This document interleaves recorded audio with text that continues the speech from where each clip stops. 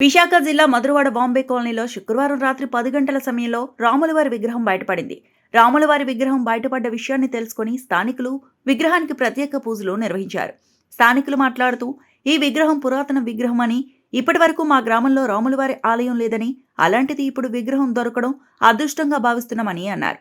ప్రభుత్వం వెంటనే స్పందించి రాములవారికి ఆలయాన్ని వెంటనే నిర్మించే దిశగా చర్యలు తీసుకోవాలని గ్రామస్తులు కోరుతున్నారు.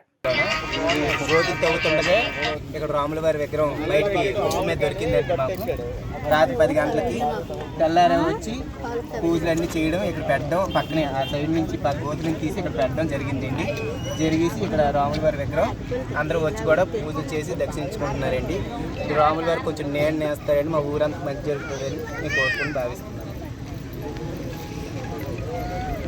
మధురవాడ బాంబే కాలనీ నుంచి వాసు మాట్లాడుతున్నాను. ఇక్కడ సొద్దగట్టు కాడ బాంబే కాలనీ ఇల్లులోన 80 అడుగులు రోడ్డు వేస్తున్నారు. ఆ రోడ్డు వేసిన విధంలో క్రేన్తోని గోతులు తవ్వుతుండగా నారి మీద తీసుకెళ్ళి మట్టిని తీసుకెళ్ళి పక్కన వేశారు.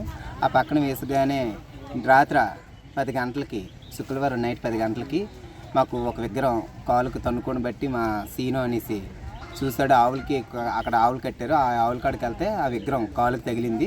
కాలుకు తగిలితే వెంటనే ఆ విగ్రహం ఏటని చూసినప్పటికీ ఆ విగ్రహం రాములవారి విగ్రహంగా మేము భావించాము. అయితే ఈరోజు తెల్లార శనివారం ఉదయం నేను పూజారిని మా రాజులమ్మ టెంపుల్కి వచ్చినప్పుడు పక్కనే ఆ పక్కనే విగ్రహం దొరికింది. అక్కడికి మేము వెళ్ళినప్పటికేమో అదేమో రాతి విగ్రహం దగ్గర ఒక 80-90 సంవత్సరాల కిందటి విగ్రహం లాగా మొత్తం అంతా కనిపిస్తుంది. ఎక్కడ కూడా ఇంత కూడా చెంతకి చెదలేదు. చాలా పవర్ అయిన విగ్రహం బాగా దొరికింది.